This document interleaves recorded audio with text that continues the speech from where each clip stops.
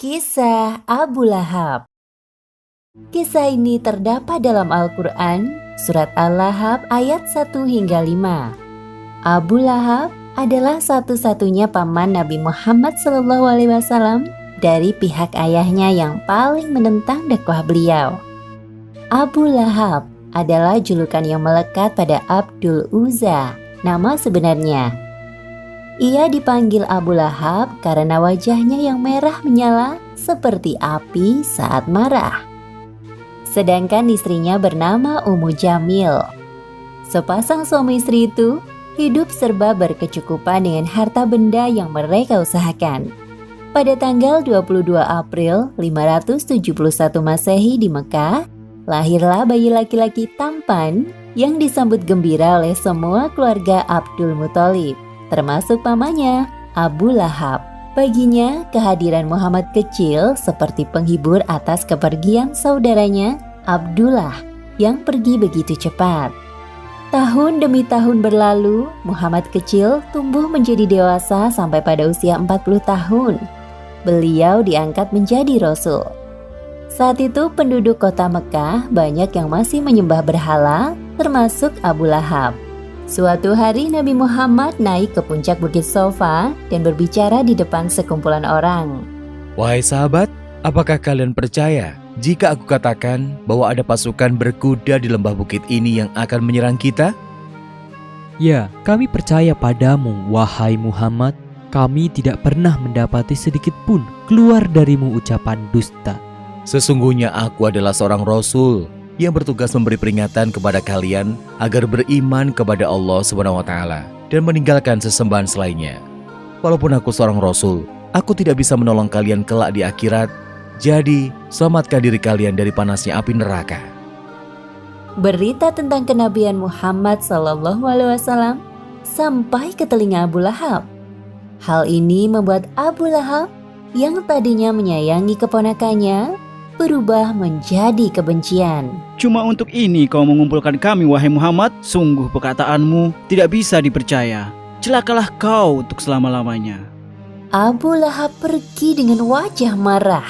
Dan pada saat itu, turunlah ayat pertama surat Al-Lahab. Binasalah kedua tangan Abu Lahab, dan benar-benar binasa dia. Wahai suamiku, aku kesal sekali dengan keponakanmu satu itu.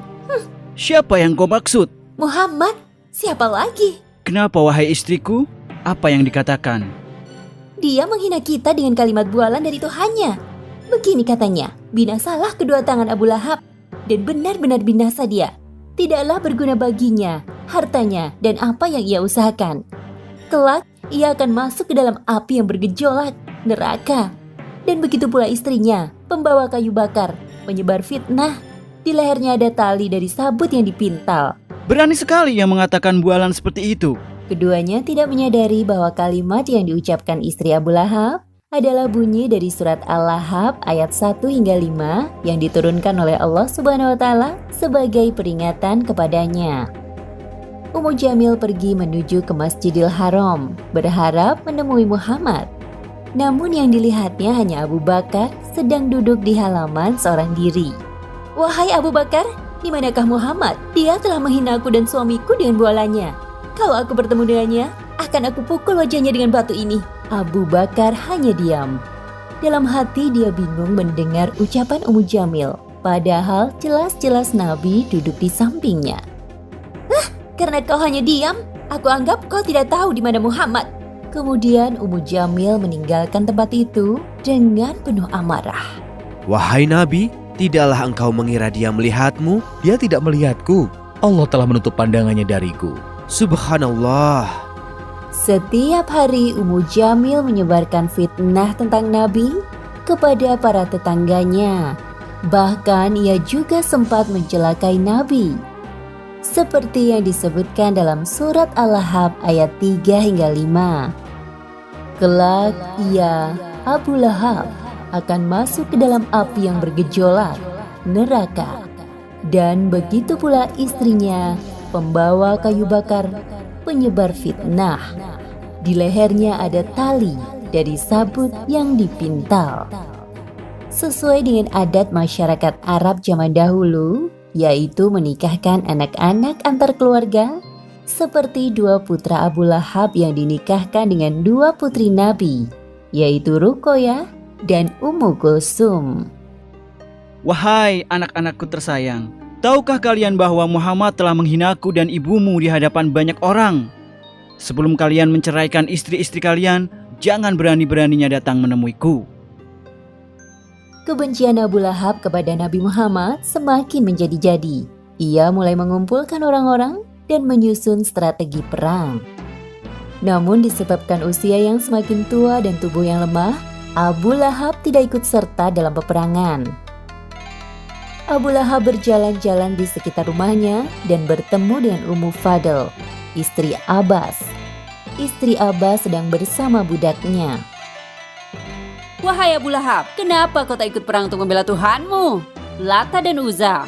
Untuk apa aku turun ke medan perang? Cukup hartaku yang menggantikanku. Lagi pula, aku sudah terlalu tua untuk ikut berperang. Di tengah pembicaraan mereka, lewat beberapa laki-laki yang pulang dari medan perang. Bagaimana hasilnya perang? Apakah kita menang? Kita kalah wahai Abu Lahab. Jumlah kaum muslimin memang lebih sedikit dari kita. Namun, mereka dibantu oleh pasukan perkasa berbaju putih yang sangat hebat dalam berperang. Apalagi banyak dari kaum kita yang menjadi tawanan mereka. Apa? Itu pasti malaikat yang dikirim Allah untuk membantu kaum muslimin. Diam kau budak! Abu Lahab mengambil kayu untuk memukul budak laki-laki itu tanpa henti. Karena tidak tahan melihat budaknya disakiti, Ummu Fadl mengambil kayu besar dan memukul kepala Abu Lahab sampai ia terluka dan jatuh. Abu Lahab kembali ke rumahnya dengan kepala terluka. Luka di kepalanya melebar ke seluruh tubuh, berbau busuk dan menular. Harta benda yang dimilikinya habis untuk mengobati penyakitnya. Seperti firman Allah dalam surat Al-Lahab ayat 2 yang berbunyi, "Tidaklah berguna baginya hartanya dan apa yang ia usahakan." 2 hari setelah perang Badar, Abu Lahab meninggal dengan mengenaskan. Tubuhnya membusuk dan berwarna hitam. Tidak ada seorang pun yang berani mendekat untuk memandikan jenazahnya, termasuk anak-anaknya, karena takut akan tertular. Akhirnya anak-anaknya melempari jenazah Abu Lahab dengan batu dari kejauhan sampai tertutup seluruh isi rumah. Demikianlah akhir kisah Abu Lahab yang enggan beriman sampai akhir kematiannya. Pelajaran yang dapat kita ambil dari kisah ini diantaranya: pertama, jangan sekali-kali mengingkari ayat-ayat Al-Quran seperti yang dilakukan oleh Abu Lahab dan istrinya. Kedua, jangan membanggakan harta benda yang kita miliki, karena semua itu tidak bisa melindungi dari azab Allah. Ketiga, ada balasan untuk setiap perbuatan yang kita lakukan di dunia tanpa memandang hubungan kekeluargaan, seperti Abu Lahab yang merupakan paman Nabi Shallallahu Alaihi Wasallam saat mengingkari perintah Allah tetap masuk ke dalam neraka. Wallahu a'lam bishawab.